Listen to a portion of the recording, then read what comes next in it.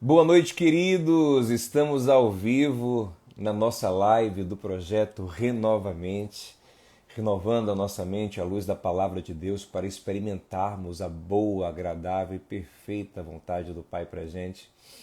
Estamos de volta hoje com um tema muito especial, lidando com os vícios.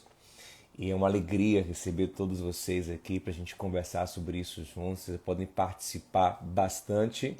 E já vou chamar aqui um convidado muito especial para essa live de hoje, que é o Dr. Jonatas Leônio. Eu tenho tido o prazer, a alegria de caminhar com ele virtualmente. Olha ele aí. E Aprender aí, meu muito com ele. pastor? Coisa boa. Boa noite, amigo. Boa noite, meu amigo. Que bom falar com você. Que Tava, privilégio. tava sonhando com esse dia.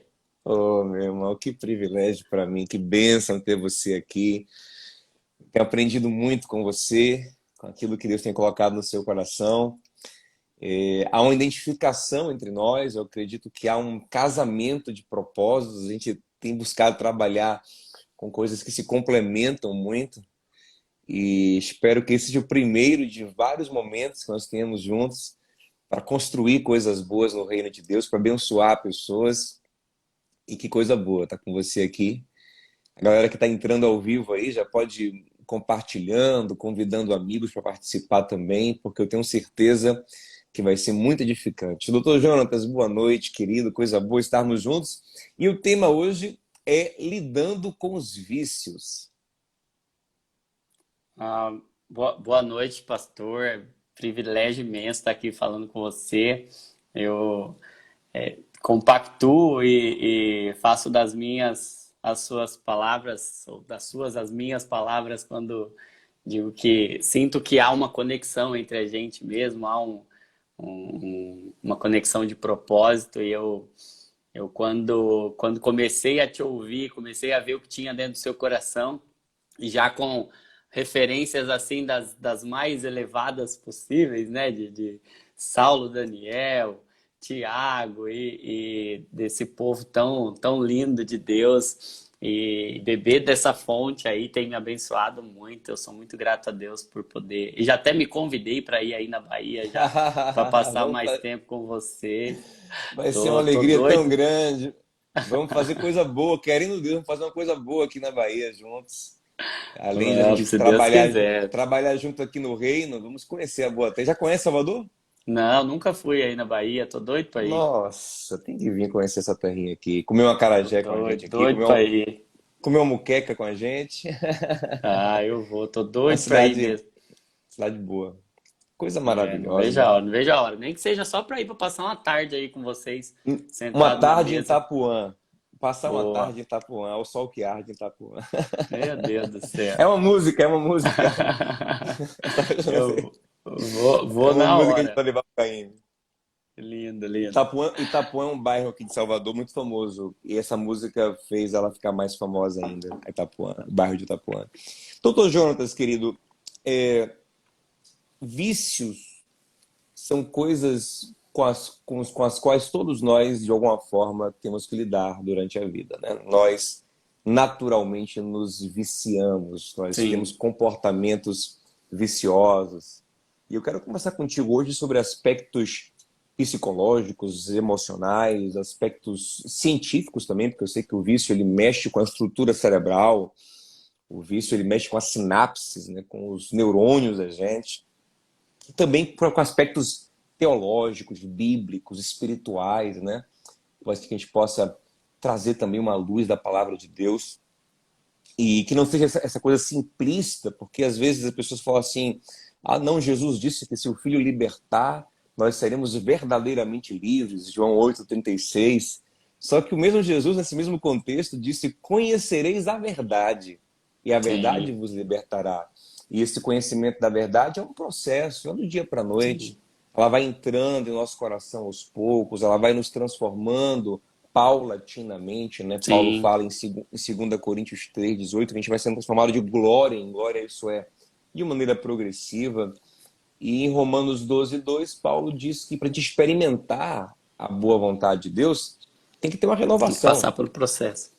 Então não basta ter o um encontro maravilhoso com Jesus, É lógico que o novo nascimento muda tudo na gente, mas existem processos, ideias, caminhos que temos que construir no nosso coração para conseguir viver, usufruir dessa maravilhosa liberdade em Cristo Jesus. Mas você trabalha com recuperação de viciados, não é verdade?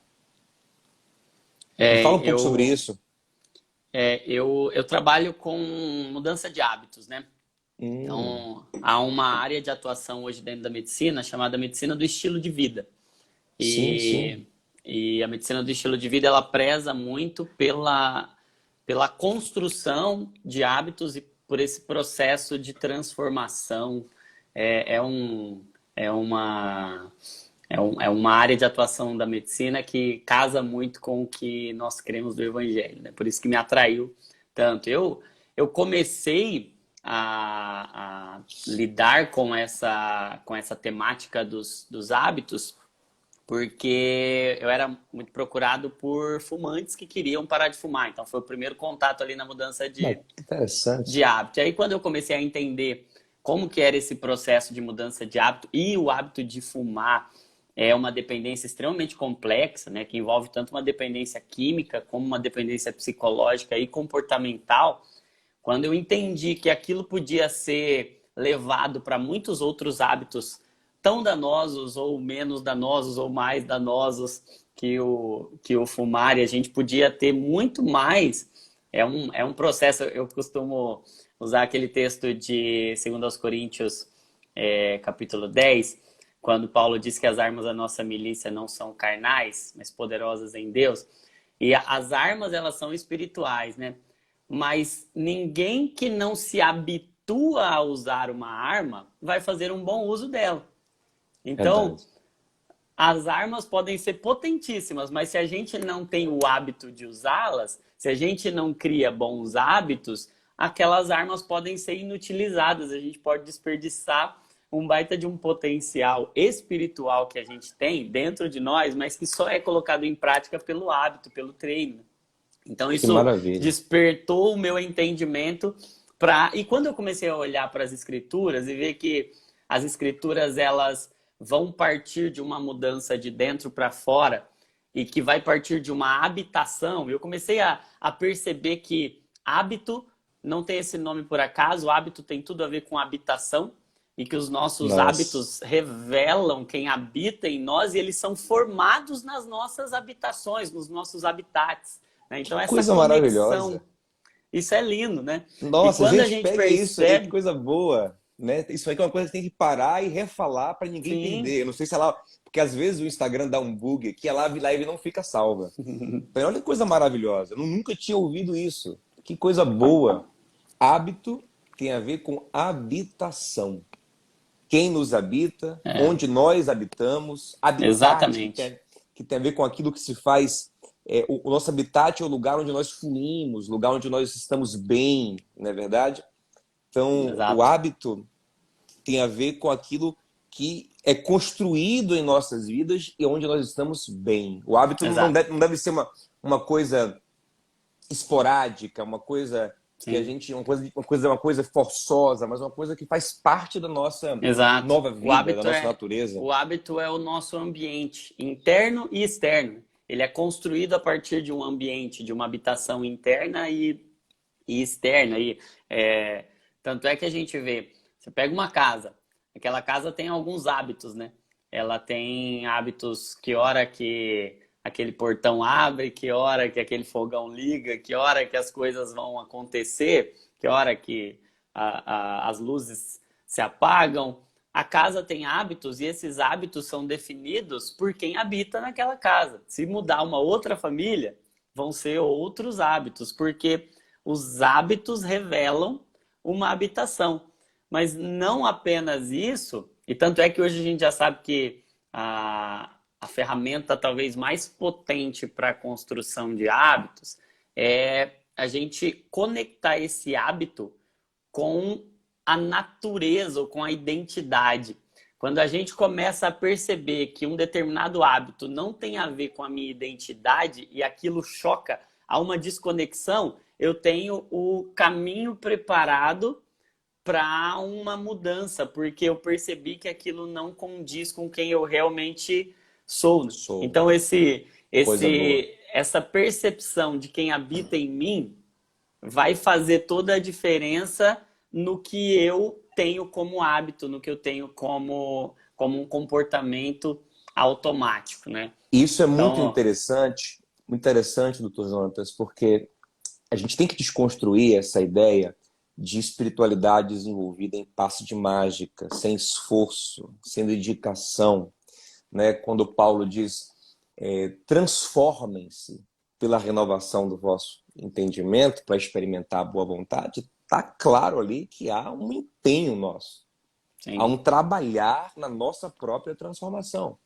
E o mesmo Paulo vai dizer em 1 Timóteo 4:7 a Timóteo, exercita-te na piedade. Isso eu vejo como uma construção de um hábito, né? sim, Faça todo dia, né? Ande na piedade diariamente, sim, até que aquilo se torne um hábito, aquilo sim, vira o seu habitat, né? exato. Seja E algo até natural na sua vida. exatamente. E um sinônimo de hábito é o condicionamento cerebral. E a gente usa muito a expressão condicionamento físico, que nada mais é do que esse treino. Esse Uhum. treino de aptidão cardiorrespiratória, osteomuscular. O que é o hábito? É esse condicionamento e ninguém fica condicionado do dia para a noite. Ninguém cria um hábito do dia para a noite. É uma eu penso que esse conhecimento de que hábitos não são removidos, hábitos são construídos, que é uma construção, é uma renovação de mentalidade, que há um caminho, que há um processo.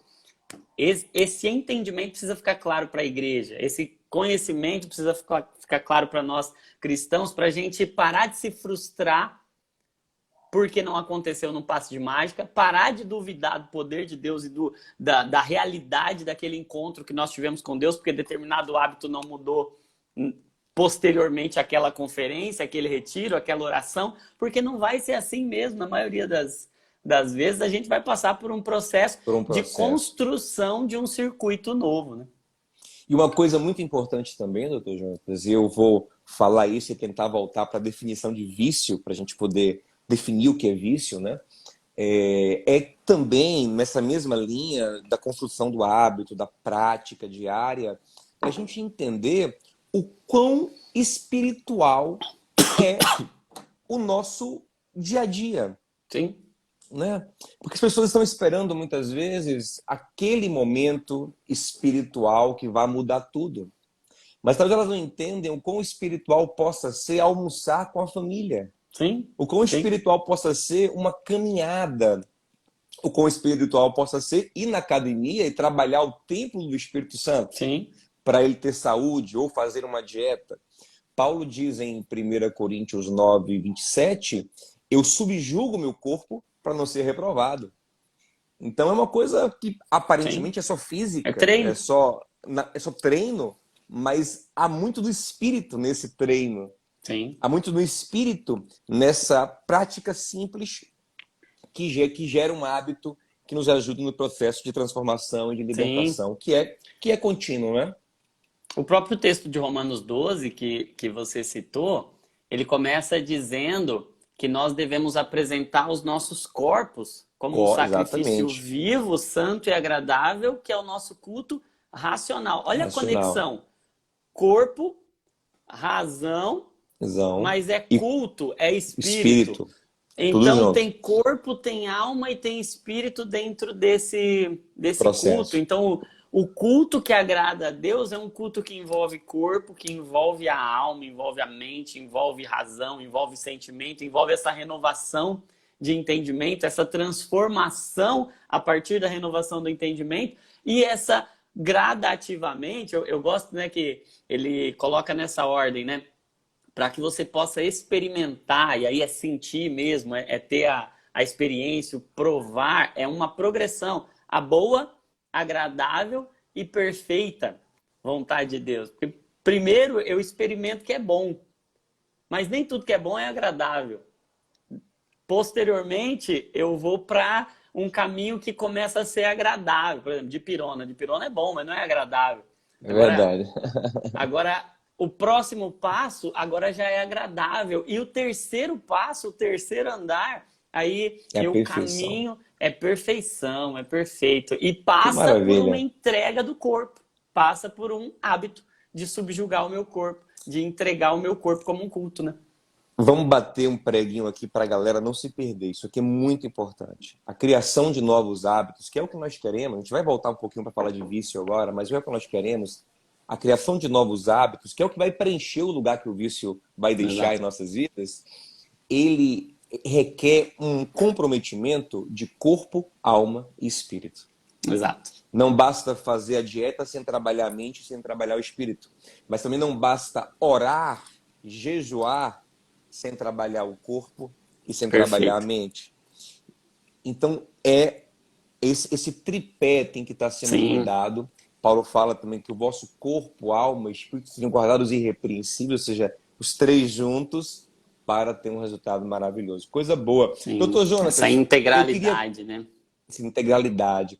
Eu queria conversar contigo agora sobre a forma como nós podemos identificar um vício. Quando de fato um comportamento é um vício, quando ele é perigoso. Porque a palavra vício, ela tem vários significados dependendo do campo científico que ela se encontra. O vício na filosofia é o contrário das virtudes de caráter, né? Então você tem o corajoso, esse é o virtuoso, você tem o covarde, e a covardia aqui seria um vício. O vício no Uhum. direito, ele é, ele é um erro no processo, um erro no negócio jurídico, que torna o negócio anulável, sabe? É um erro no processo. O vício na psicologia é aquele comportamento repetitivo que nos escraviza.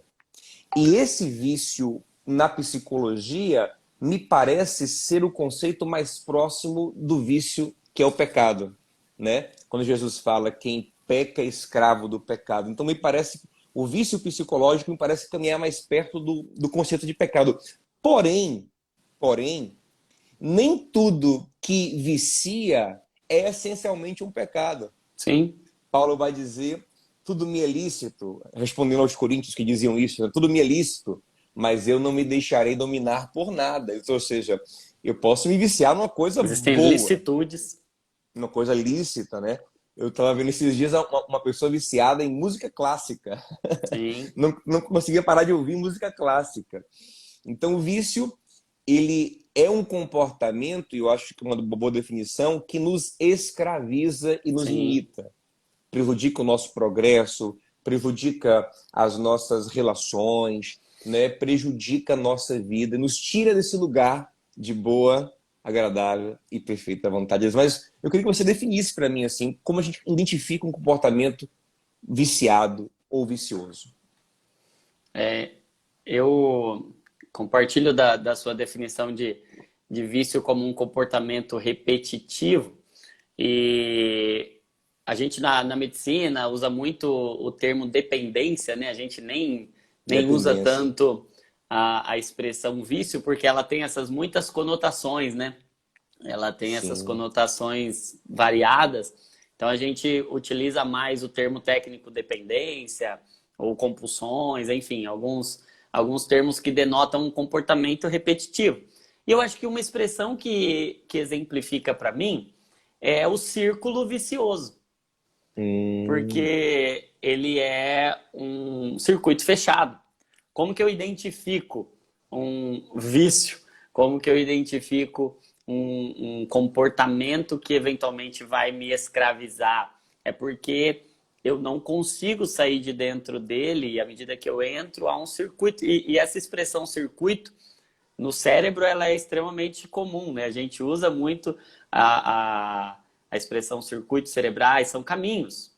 Caminhos. Então, eu diria que o vício é um labirinto, é um circuito fechado. Então, nós somos feitos para criar caminhos. O que são os vícios? São labirintos. Então, a gente precisa desbloquear, abrir essas entraves, essas portas, esses bloqueios que nos impedem de acessar diversas áreas cerebrais e de viver, de experimentar a boa, agradável e perfeita, porque a gente fica preso dentro desses circuitos ou desses círculos viciosos.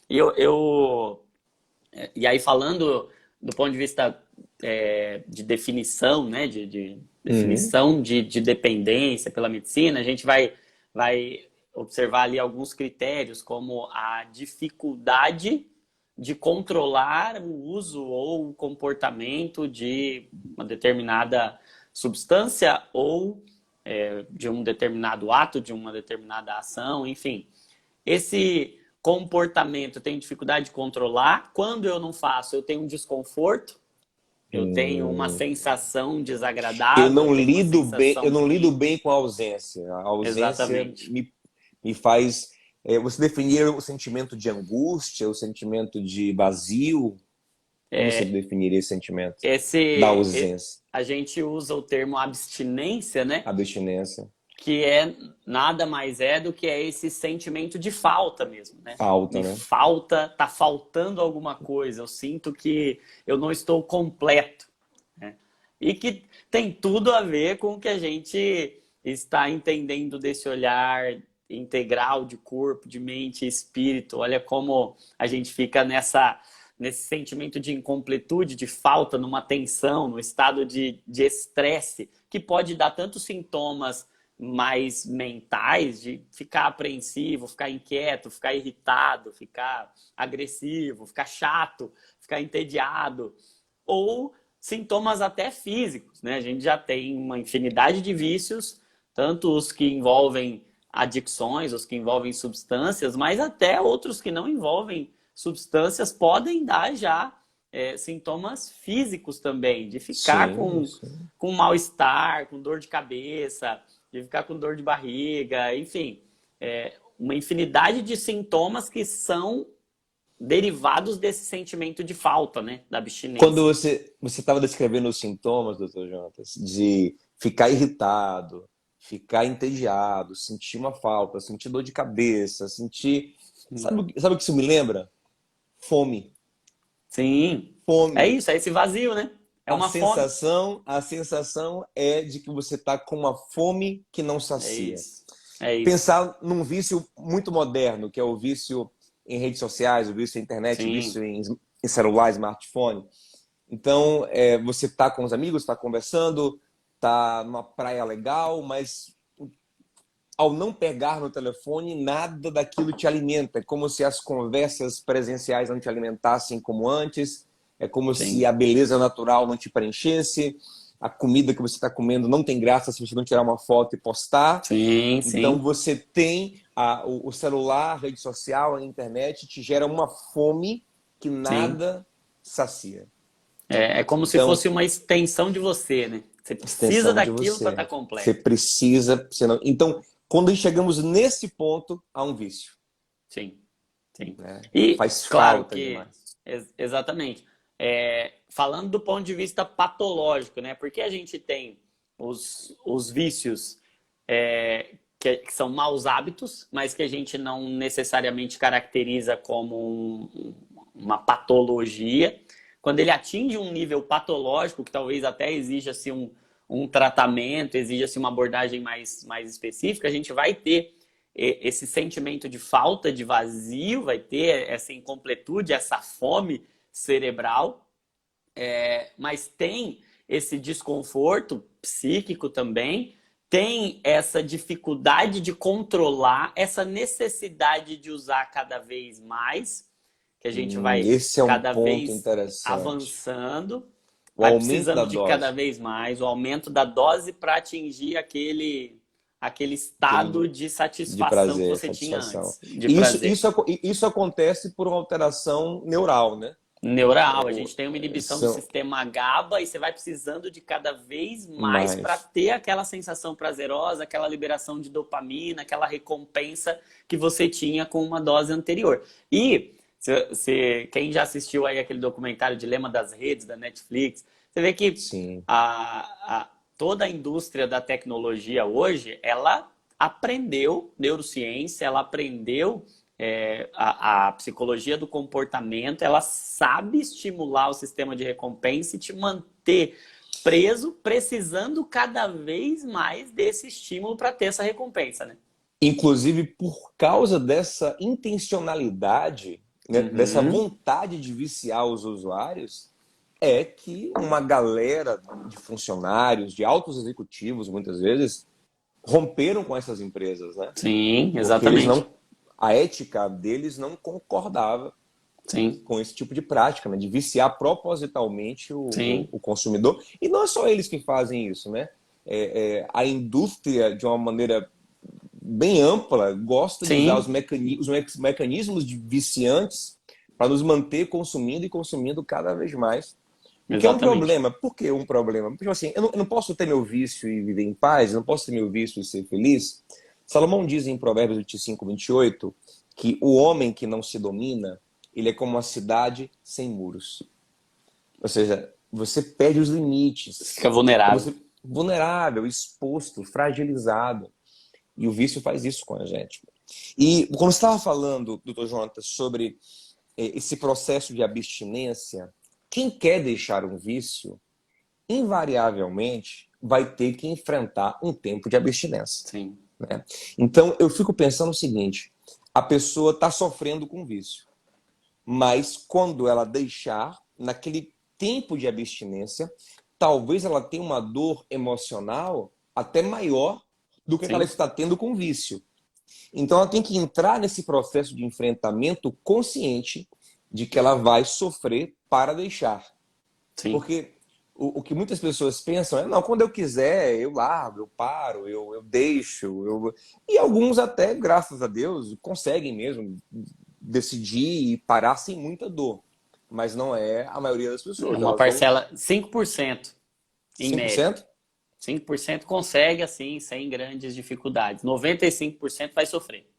Então é bem provável que o viciado que está nos assistindo, que quando ele decidir parar, ele vai sofrer. Então ele tem que encarar o processo de maneira real. Olha, eu vou entrar Sim, agora num processo sofrido, doloroso. doloroso. Eu costumo comparar isso para os meus pacientes. Eu falo, ó, não vou mentir para você. Assim como um obstetra não mente para a mãe que está gestante e diz, ó, para passar pelo parto vai doer. Seja no parto normal ou seja num parto cesariano, a dor é inevitável. Porque para gerar vida, para que essa vida venha à luz, é necessário que haja dor. Então, o que a gente tem que entender é que continuar escravo também dói. É que essa Sim, sim. dor, ela vai sendo diluída ao longo do tempo, mas o preço, os juros disso lá na frente, é um juros imenso. Agora, essa dor de abandonar um comportamento que é danoso, de abandonar um vício, essa dor é uma dor que vale a pena. Eu É uma costumo dor, dizer para eles, às vezes mais aguda, né? sim, é uma dor mais aguda, uma dor mais intensa, mas ela tem uma diferença, ela gera vida. Quando uma dor Meu gera Deus. vida, por que que casais gastam Glória a Deus. fortunas para ter o privilégio de, numa impossibilidade natural, gerar vida? Porque quando é uma dor que gera vida, vale a pena passar por ela. É como Que coisa uma boa. cirurgia cardíaca, eu digo para os meus pacientes, né? Olha, quem vai passar por uma cirurgia. Você está me ouvindo aí? Tô ouvindo. Deu uma Vou você travadinha na aqui para imagem, mas mim. eu tô ouvindo. O áudio tá ótimo. Voltou. Voltou a imagem também. Alô? Vocês estão me ouvindo aí, gente? Opa. Aí, Sim. voltou? Eu tô ouvindo bem. Voltou? Estão ouvindo também, Não. gente? Tá 100%. Então, beleza. Eu costumo dizer para os meus pacientes também, né? Olha, imagina que você vai fazer uma cirurgia cardíaca, vai abrir o peito, vai mexer lá dentro do coração. Você entra dentro desse processo por quê? Porque você quer, porque você gosta, porque você está com vontade. Quem fica com vontade de operar o coração? Não é uma questão de vontade, é uma questão de vida. Eu faço isso porque isso vai me gerar vida. E dor que gera vida vale a pena enfrentar. Eu não fujo de Coisa dor que boa. gera vida. né? Então vai Doutrina da doer. vida. E quando você estava falando sobre isso, me veio à mente agora um texto bíblico, uma passagem bíblica que tem tudo a ver com isso. Os israelitas, os hebreus, eram escravos no Egito. Então Moisés vem com a proposta de libertação. Só que o processo de libertação começa a ficar dolorido. Sim. Eles começam a falar a Moisés, Moisés, quieta com isso. Fiquemos no Egito. Depois eles dizem, voltemos para o Egito. Porque eles parecem não estar emocionalmente, espiritualmente, fisicamente dispostos a encarar aquele processo, encarar aquele deserto que era necessário para que eles entrassem na terra prometida, na boa, agradável e perfeita vontade de Deus para eles.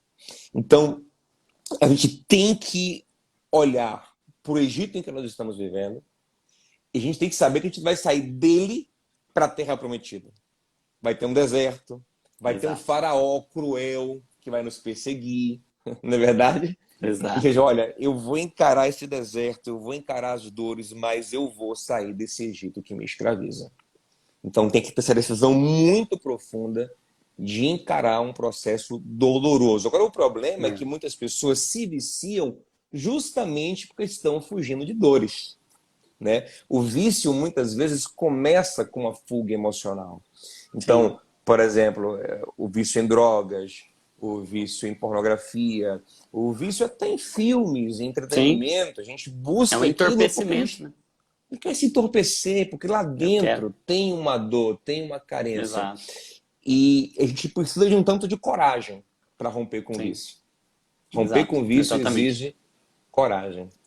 Muita coragem. E essa coragem, né? Eu gosto da definição de coragem que da palavra original latina, né? Que é a junção de duas palavras, né? O cor atinatum, né? O cor atinatum, que é a palavra para coragem. E cor vem de coração. E o atinatum vem de fortalecido.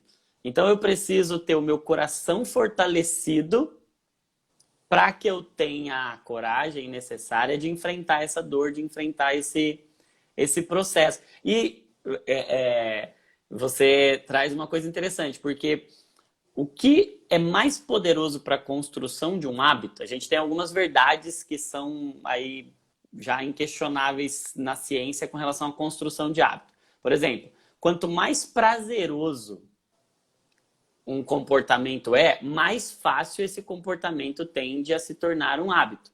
Então, por que a droga, a pornografia, ela tem um potencial viciante muito alto? Ela tem um potencial de causar vício, de causar dependência muito alto. Porque ela gera um prazer imediato. Então, quanto mais rápido é o prazer, maior a estimulação do núcleo accumbens, do sistema cerebral de recompensa, e maior a chance daquilo se tornar um hábito. Então, é uma prova de que o nosso cérebro ele foi feito para o prazer. Que o problema nunca foi prazer. É verdade. Nós fomos Deus criados... nos criou para isso. Para o Éden. Éden. Exato. É uma palavra lugar de que delícia. significa prazer. Exato. Deus criou o homem e colocou onde? No prazer, no Éden. E a primeira ordem de Deus para o homem é coma livremente de todas as árvores. Tenha todo prazer. Exato. Exato. Então, o nosso problema com as dependências não é o prazer. Porque, por vezes, a gente pode achar que vencer uma dependência é abrir mão do prazer. Não. Eu costumo dizer para os meus pacientes também que vencer uma dependência é trocar um prazer menor por um prazer maior. Por exemplo, para o camarada que utiliza uma substância, vai para o fumante, que é uma droga aceita socialmente, agora menos do que antes, mas ainda aceita socialmente, não é uma droga ilícita, né? Que é uma outra relação para a construção desse hábito, desse vício. Quanto mais aceito socialmente, maior a chance de se tornar um hábito também. Por isso que a habitação é tão poderosa para construir hábitos, porque se é aceito ali na minha casa, eu vou fazer aquilo de forma habitual, né? Mas o fato é que eu costumo dizer para eles, olha, fumar gera prazer. fumar é bom, ele traz uma sensação prazerosa, como todo vício. Naquele momento, ele traz uma sensação prazerosa, ele traz uma recompensa muito agradável. Agora, imagina o prazer de parar de fumar e você chegar para sua família, para aquele filho, para aquele neto, para a esposa, e você dar um abraço sem o receio de que você está cheirando mal. Imagina o prazer de transmitir a seguinte mensagem para os seus netos, para os seus filhos. Olha, eu tinha um comportamento que eu não me orgulhava, mas eu venci. Eu estou mandando o exemplo que eu estou dando para vocês é que nada é poderoso o suficiente para escravizar vocês. Vocês podem, assim como eu, vencer isso. Eu não estou mandando uma mensagem de, olha, você é menor do que um tubinho aí de alguns centímetros. Não, você é maior do que isso. Então, o prazer de você ter mais saúde, o prazer de você ter mais qualidade de vida, de você ter um adoecimento mais retardado, mais adiado, o prazer da liberdade, de você se sentir livre. Então, a questão não é bloquear o prazer e sentir esse vazio. A questão é ampliar o meu olhar, é expandir a mente, né? É esse processo de metanoia.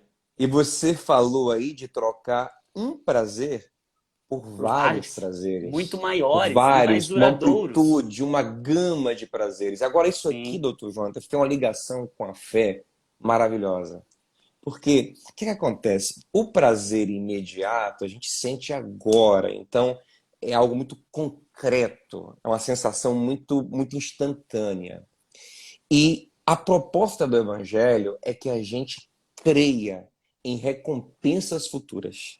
Sim. Né? Não só em coisas do agora, sim, já existe um amor de Deus derramado no nosso coração agora, já é um prazer de se relacionar com Deus agora. Já tem 100 vezes mais nessa vida. Já e do agora. porvir a vida eterna. Mas existe também uma perspectiva de olhar para frente e esperar em Deus recompensas eternas, maravilhosas. Então, a fé tem muito disso. Eu acredito que para quem é treinado em fé, talvez esse processo seja até mais fácil. Sim, porque eu... Não, pode concluir, perdão. Porque o que acontece? Ele vai dizer, olha, eu vou trocar o prazer do cigarro, que a gente usou como exemplo agora, o cigarro aqui, por um prazer que eu não estou tendo ainda, mas eu creio que terei. Sim. Esse porque fenômeno... A fé nos faz imaginar, visualizar o amanhã, o futuro. Exato. E ele começa a imaginar, a projetar. Então, para a gente bater esse preguinho aqui também, para a turma que está assistindo, é importante, quem quer deixar um vício, começar a imaginar prazeres maiores que você não tem hoje, mas que você terá. Exato. Imagine, pense nele. Imagine prazeres futuros que você vai ter ao deixar o vício e construir novos hábitos. Jogador do Dr. Jonatas. Esse fenômeno cerebral é o fenômeno da antecipação, porque o que cria o hábito não é necessariamente a recompensa. O que cria é a antecipação da recompensa. Por exemplo, o usuário, ele nem está sentindo o prazer ainda. Nossa, mas ele isso já é muito profundo. tem a antecipação, ele tem a perspectiva de um prazer. Isso é muito profundo. Isso é muito Isso profundo. É muito profundo. Porque não é pelo prazer que eu uso. Depois eu vou sentir. Mas é essa antecipação, essa perspectiva. Eu já ouvi isso muitas vezes de vários viciados, dizendo, olha, não é nem o fumar em si, mas o pegar o cigarro, o acender o cigarro e comprar o cigarro, todo esse processo, né? Esse ritual Esse ritual que vai ter um cume ali no fumar, mas todo esse processo, ele é prazeroso, não é verdade? Então, se a gente conseguir substituir, começar a antecipar outros prazeres em nossas vidas, né? Como você falou, o prazer de estar livre para estar da família, o prazer de ter saúde, o prazer de poder investir seu tempo, sua energia em coisas úteis, construtivas, né? Então eu começo a antecipar na minha mente esse prazer e vai me ajudar a construir novos hábitos. Essa coisa de construir novos hábitos, ela é fundamental, porque a gente tem que entender que a nossa alma não vai ficar com fome, ela vai consumir alguma coisa. Né? O Sim. nosso corpo também vai querer um alimento. Nosso espírito vai querer se alimentar. E eu gosto muito de fazer analogia, eu sei que são coisas um tanto distintas, mas são análogas. Jesus ele fala sobre o processo de libertação de espíritos malignos, ali em Mateus capítulo 12. Ele fala o seguinte, ó, quando um espírito maligno deixa uma vida, deixa uma pessoa, ele passa um tempo rodando, mas ele volta para ver se aquela casa está Tá vazia. vazia. Se a casa estiver vazia, ele volta e traz 7 com ele e a pessoa fica pior do que estava antes. Ou seja, quando o espaço fica vazio, a gente volta para os antigos vícios. Sim, As coisas ruins voltam para a nossa vida. Então a gente não pode ficar vazio. Porque se naquele caso ali o espaço não tivesse vazio, o mal não voltava. sim, Quando Paulo fala ali em Filipenses capítulo 4 sobre a gente vencer a ansiedade e tal, com oração, no versículo 8 ele fala depois, então, finalmente, tudo que é bom, que é lícito, se há sim, virtude, se há proveito, pense nisso. Ou seja, não sim, adianta você deixar os pensamentos ansiosos de lado e achar que vai ficar num sim, nirvana. Não, a mente vai continuar pensando. Só que em vez de pensar nas coisas que me fazem mal, agora eu vou pensar em coisas que me fazem bem. Então, tipo sim, assim, aquele tempo que eu usava para fumar, se eu fumava sempre depois do almoço, se eu fumava quando acordava, eu tenho que fazer outra coisa naquele momento. sim. Agora, uma coisa virtuosa, um hábito virtuoso. Fala um pouco sobre isso, doutor Jonathan. Isso é a técnica da substituição, né? Na, na teoria comportamental, no modelo transteórico da mudança, a gente diz que isso é utilizar uma substituição. Eles não sabem que eles estão pregando a Bíblia, eles acham que eles estão Impressionante. inventando a roda, mas eles estão só dizendo que a Bíblia já diz há Impressionante. milhares e milhares de anos. Eles estão falando lá, você tem que substituir um hábito velho, você não destrói um hábito, você destrói, mas você tem 3 fases ali. Você tem o destruir, o desconstruir, mas você tem o reconstruir e o solidificar, o sedimentar o novo hábito. É o que eu chamo de crer, criar e crescer. Você precisa desse processo de construção que vai crescendo. E é necessário que ocupe esse espaço. Se não ocupar esse espaço, se você não tiver uma rotina, um novo hábito para ocupar o lugar daquele, você vai voltar inevitavelmente, né? E a gente tem que ter paciência com esse processo, né? Porque, Sim. digamos que seja um vício alimentar, seja viciado em açúcar. E aí, ao invés de comer o doce que eu sempre como, eu vou comer uma salada. Então, a princípio, eu não vou ter o mesmo prazer. Sim. Então, eu preciso ter uma paciência e uma projeção de Uma outros prazeres, antecipação. uma antecipação da saúde, da boa forma, enfim, de outros prazeres E ter que uma eu vou ter recompensa como do novo hábito. processo, sabe? Uma coisa que eu vejo que a gente trava muito é porque a gente coloca a recompensa no fim, quando eu estiver livre, né? Quando eu não precisar mais, quando eu não tiver mais vontade, quando eu tiver o hábito de comer salada. E o que a gente percebe, inclusive no Evangelho, que não há uma recompensa exclusiva no fim. A gente tem uma recompensa no processo. Então, muito poderoso para construir um hábito, se a gente está falando de uma recompensa ou de uma antecipação da recompensa, a gente já sabe que todo hábito, toda dependência, tem 3 elementos fundamentais ali, que são os estímulos ou gatilhos, são aqueles estímulos internos e externos, é a fome, é a dor, é a tristeza, é a angústia, é o tédio. São estímulos, ligam um interruptorzinho ali, ligam um circuito cerebral automático. E essa é a definição de hábito, né? Algo que se tornou automático. E o nosso cérebro, ele é feito para hábitos. Deus nos fez para os hábitos. Por quê? Os hábitos, eles são extremamente econômicos de energia.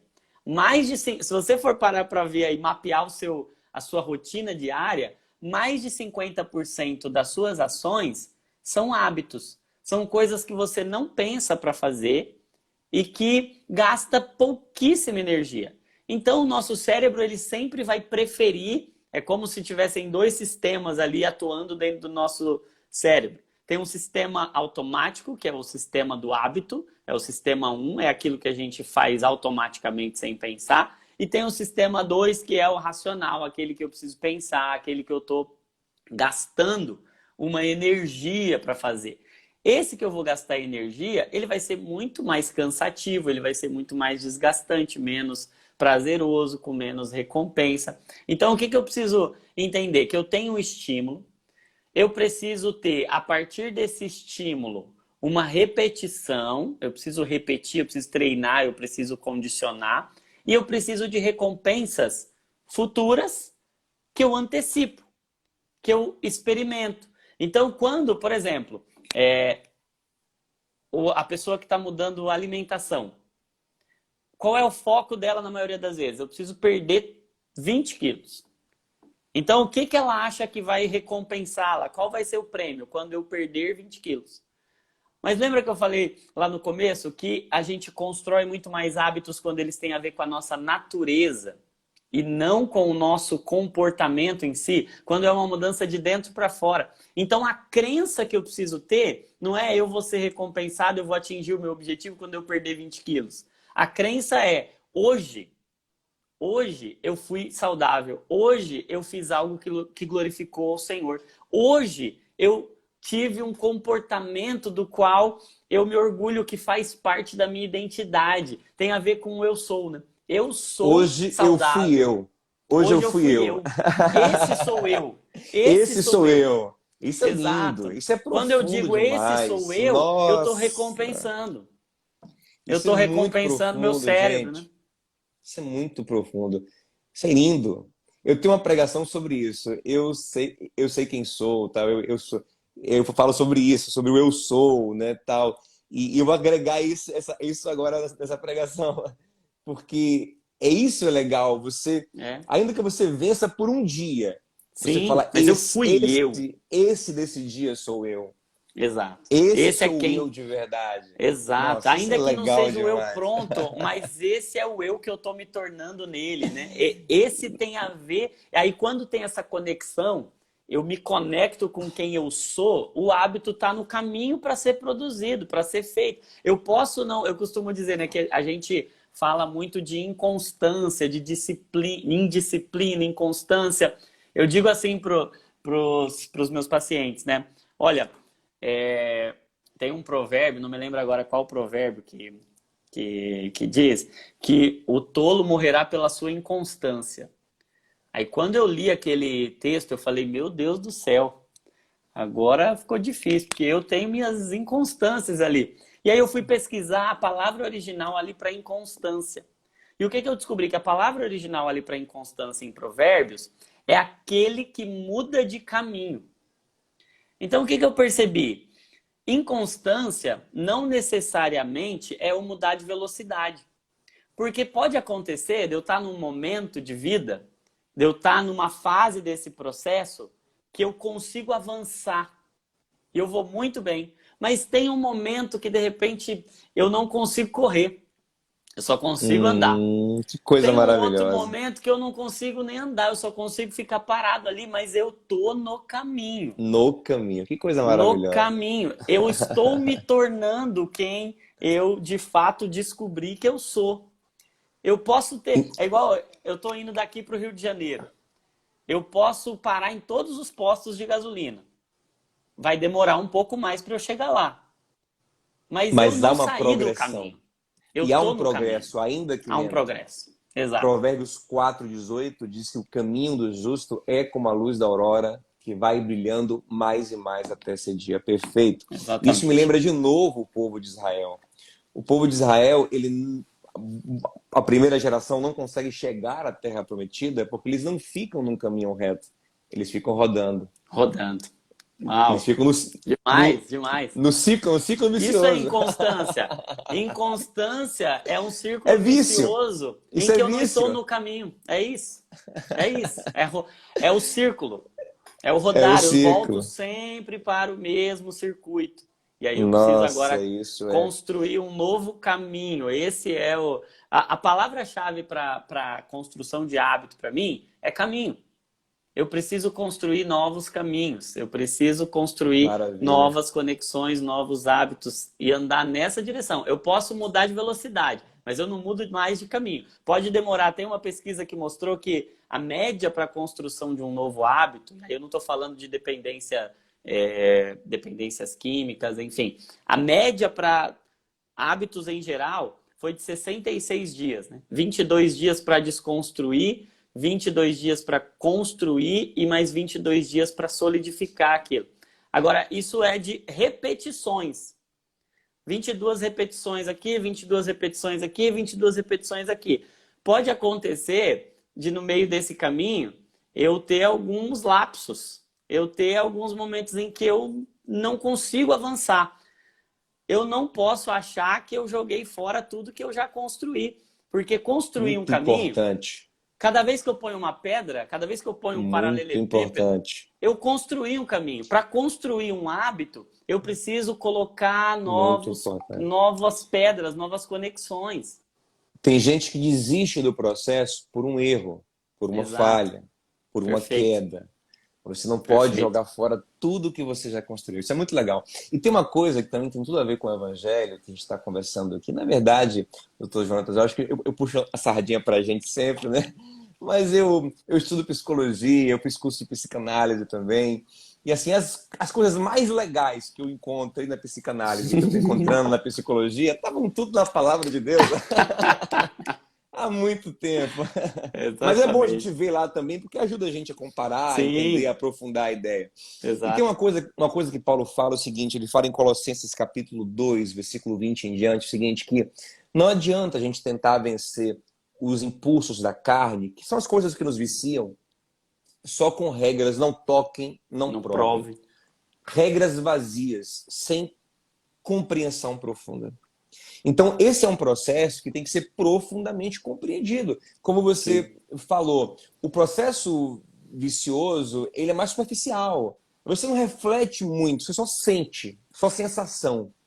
Mas o processo do hábito saudável, ele requer mais energia mental, ele requer mais raciocínio. Então, assim, é importante a gente entender profundamente por que estamos deixando um comportamento e por que estamos construindo outro. Sim. Não adianta eu chegar para minha filha e falar para ela, ó, simplesmente desliga a televisão e estuda porque a televisão é ruim e o livro é bom. Não, ela tem que entender. Olha, televisão, você aprende pouco, você desenvolve pouco o seu vocabulário, você vai ter um desempenho baixo na escola. E tem que explicar para ela o que ela vai construir tem que fazer sentido com o livro. Tem que fazer sentido, tem que ter propósito, não é verdade? Exato. Tem que ter destino. O tem que ter um bom porquê, né?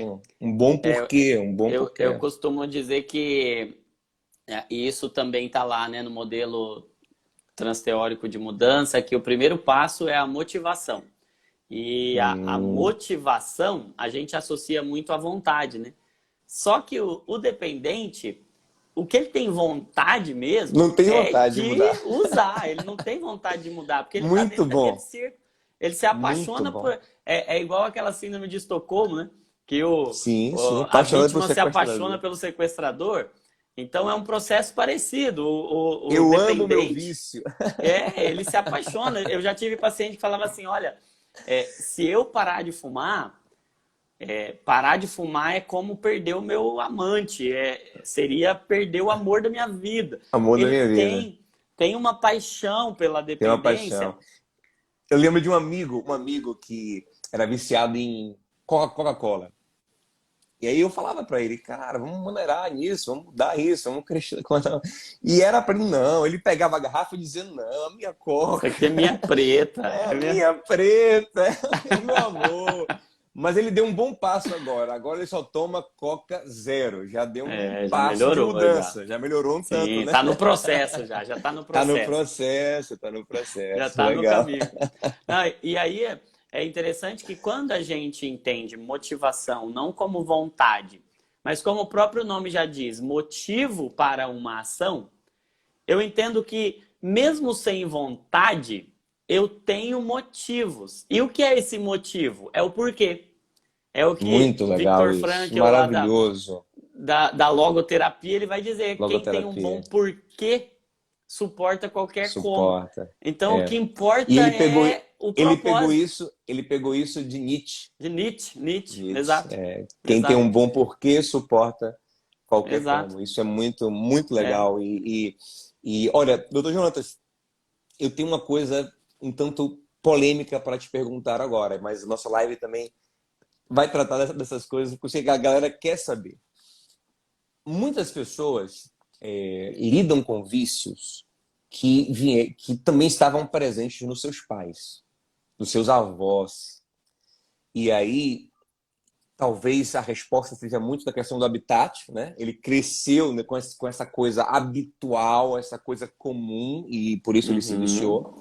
Mas tem casos de pessoas que elas não tiveram contato com esses Sim, avós, com esses tios viciados, e de repente manifestam esses mesmos vícios. sim. E aí, numa linha teológica, alguns diriam que seria uma maldição Uma maldição hereditária.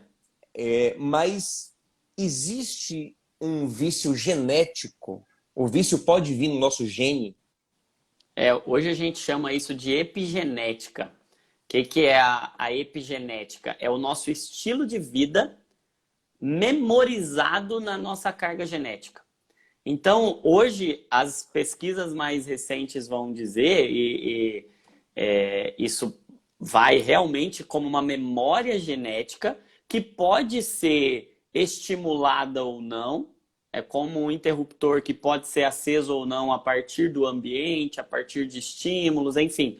Mas os meus hábitos, mesmo que eles não fossem vistos pelos meus descendentes, por exemplo, se acontecesse aí, de não ter contato, os meus hábitos, eles podem ser incorporados, eles podem ser manifestos por essa epigenética, que é algo que está ali acima da genética, é uma memória genética do estilo de vida que o progenitor leva. Então, existe isso, vai falar, é maldição hereditária, lógico, creio eu, né, que em Cristo não há maldição, nós somos Maldição. abençoados com toda sorte de Abençoados. bênçãos em Cristo Jesus. Agora, a genética, ela traz sim, espiritualmente nós somos abençoados. Agora, a nossa genética, a nossa Genética. composição física, a nossa memória genética, essa Genética. epigenética,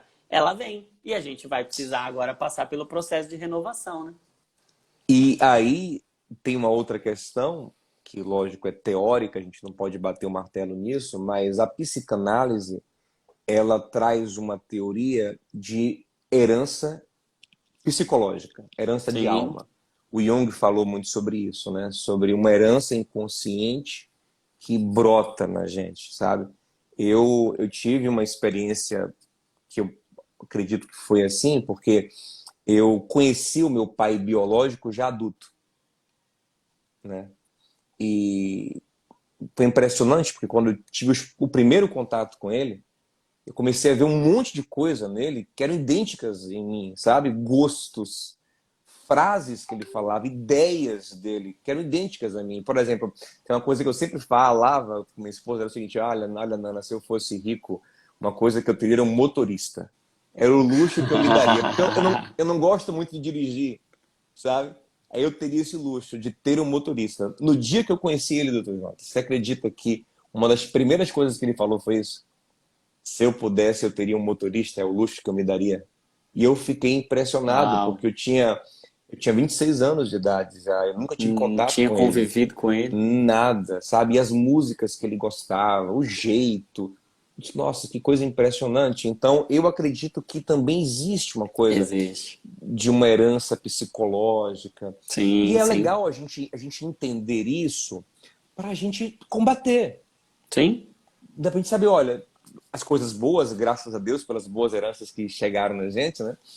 Mas perceber essas coisas ruins pra gente ficar atento, e né? entender que nós somos seres transformados, não no Exato, sentido de que exato. nós somos seres transformáveis, né? Exato. Existe hoje um conceito amplamente difundido e que a gente já tem embasamento científico muito sólido da plasticidade neuronal, da Cerebral, né? plasticidade cerebral, Exatamente. de como que nada mais é do que a ciência dizendo que o cérebro pode ser renovado e Exato. transformado conforme a Não é um renovação do nosso karma, entendimento, né? né? Não é um karma, exato. E aí, e aí que está a beleza da mensagem do Evangelho.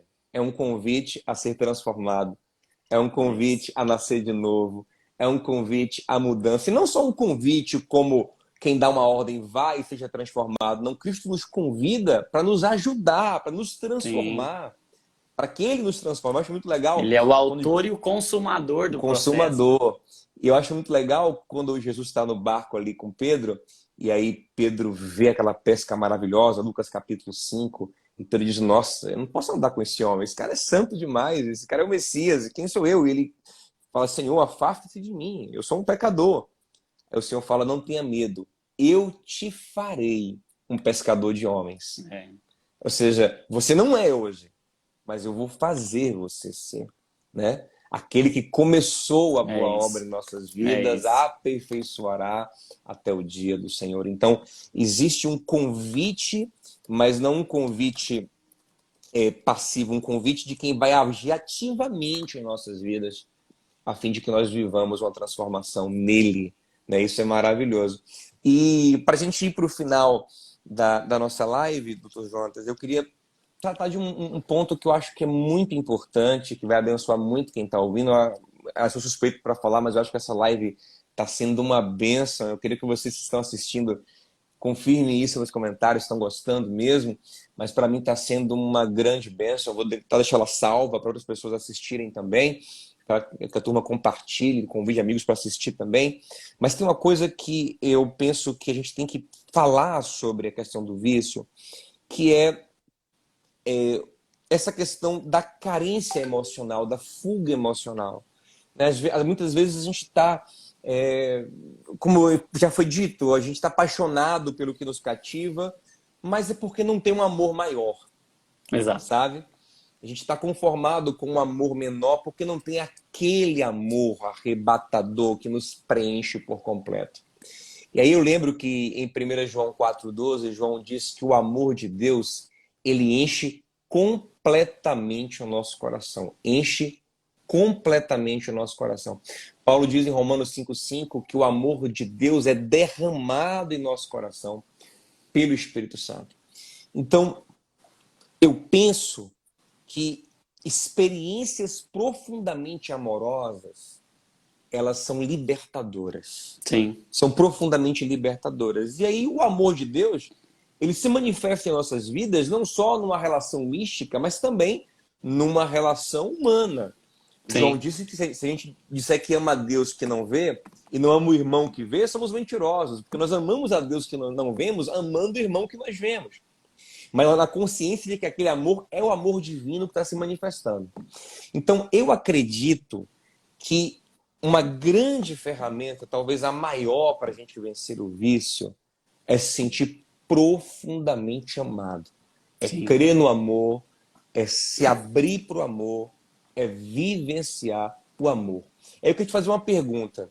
Nesse processo com seus pacientes, qual a importância, por exemplo, da família de quem quer deixar um vício? Qual a importância do cônjuge? Qual a importância da relação dele com Deus, da sua fé? Me fala um pouco sobre isso, sobre o amor tendo esse papel libertador. Sim. O que a gente percebe é que isso os estudos já apontam também, que quanto mais pessoas são beneficiadas e quanto mais vínculos são feitos, porque até se investe tanto em terapêuticas em grupo, onde se tenta construir um vínculo, uma relação que acontece entre aqueles que estão dentro do processo, e o papel tanto da família quanto de amigos. O que a gente percebe, né?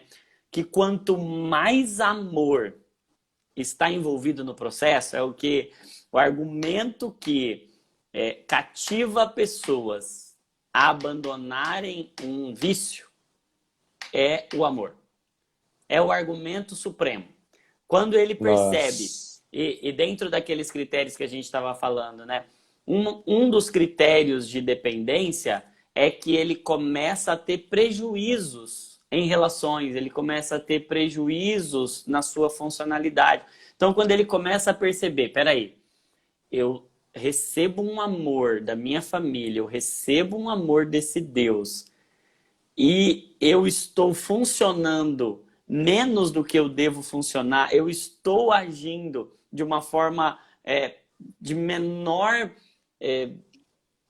eu posso fazer mais, eu estou vivendo preso, vivendo em círculos aqui.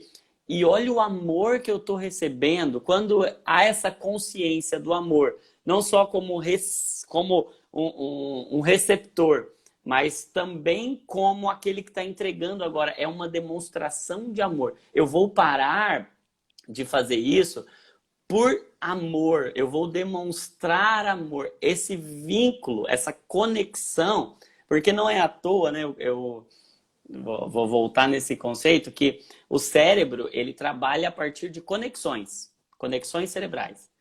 Então, o que é uma conexão? Uma conexão é um vínculo. Uma conexão é uma ligação. Quanto maior o vínculo... Paulo diz que o amor é o vínculo perfeito. É o vínculo perfeito. Perfeito. Então, o que pode fazer? Nós falamos que o que constrói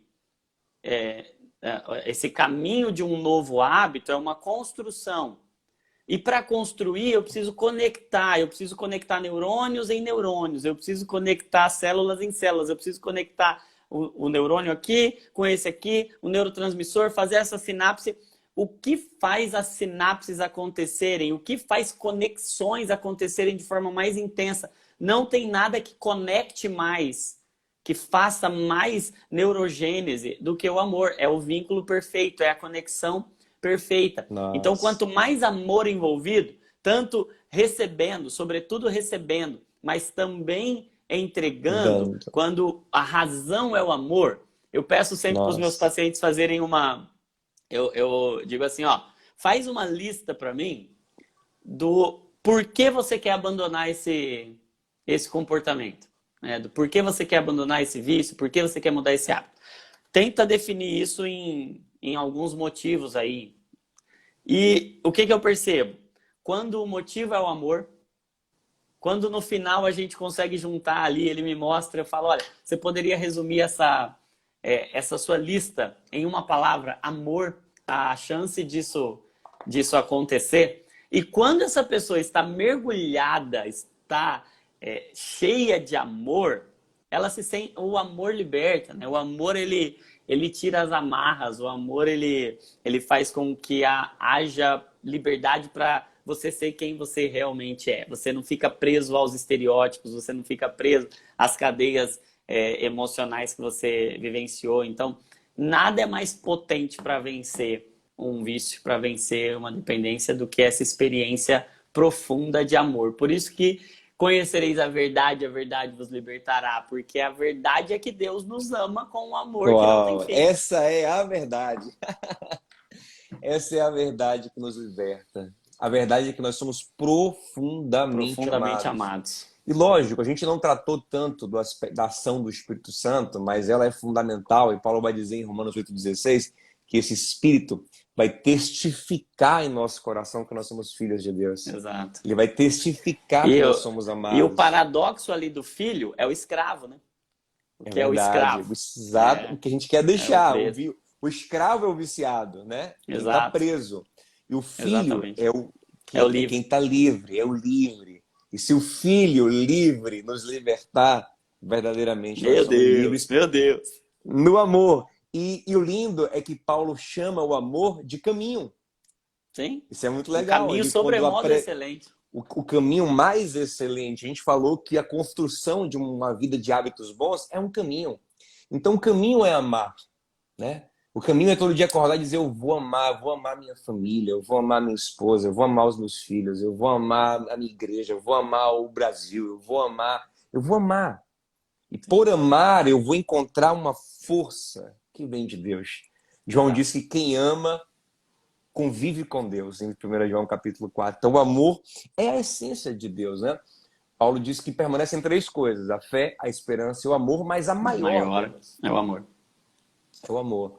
E que coisa boa, doutor Jonathan. Eu acredito que a Nossa, gente demais. conseguiu. Meu Deus do céu. Que Eu a gente ficaria, conseguiu. ficaria a noite inteira conversando com você, meu Oh, amigo. eu também aprendi Cresci, muito, fui muito aprendi edificado. demais, meu Deus do céu. Não vejo a hora de ir Vamos, na Bahia. querendo Deus, marcar uma outra live para a gente conversar de outros temas, né? Esse Vai projeto aqui, ser um prazer. o nome do nosso projeto aqui é Renovamente. O seu projeto é o Divinamente. Divinamente, é a mesma coisa, nós estamos juntos. Vamos caminhar juntos aí, renovamente, divinamente, para abençoar muita gente. É isso aí. Que coisa boa! Eu vou te esperar, que a gente vai articular a sua vinda aqui em Salvador. Era bom agora, logo, ainda no verão, você pegar o verão aqui, Era pegar bom, uma né? praia, né? Vamos articular isso, né? A gente fazer Vamos, umas vamos. coisas boas aqui também. E eu te agradeço muito por aceitar o meu convite para essa live. Foi uma bênção muito Ah, eu grande. que Deus abençoe agradeço o convite. você, sua casa, sua igreja, seu ministério, tudo que você faz em nome de Jesus. Muito obrigado, amigo. Imagina, eu que agradeço. Uma honra imensa. Queria muito ter esse papo aqui e hoje tô realizado aqui, estou muito feliz. Obrigado pelo convite, pela Obrigado. honra e cresci demais. Você me edificou muito, abençoou muito a minha vida. Oh, muito. E, gente, eu vou fazer o seguinte, então, ó. Vamos fazer o seguinte. Eu vou pedir a vocês que vão na live que vai ficar salva aqui, comentem o que gostaram, o que mais chamou a atenção. Se tiver alguma dúvida, coloca lá que eu converso com o Dr. Jonas para tentar responder essas dúvidas de alguma forma, ou na caixinha de perguntas, no story, de alguma forma. E outra coisa, se quiserem uma outra live, fala, quero mais uma, quero outra live. Se quiser, sugira, diga no comentário assim, eu quero uma live sobre tal tema e compartilha, porque a gente tem que compartilhar o que foi dito aqui hoje, porque vai ajudar muita gente a viver em liberdade, em paz, em felicidade, em amor. Doutor Jonatas, amigo, um abraço, um beijo. Beijo, meu Tamo amigo. juntos. Te Tamo abençoe junto. muito. Deus abençoe. Gente, muito obrigado quem ficou com a gente até agora. Quem passou por aqui também, muito obrigado. Te abençoe muito. Tamo juntos. Tchau.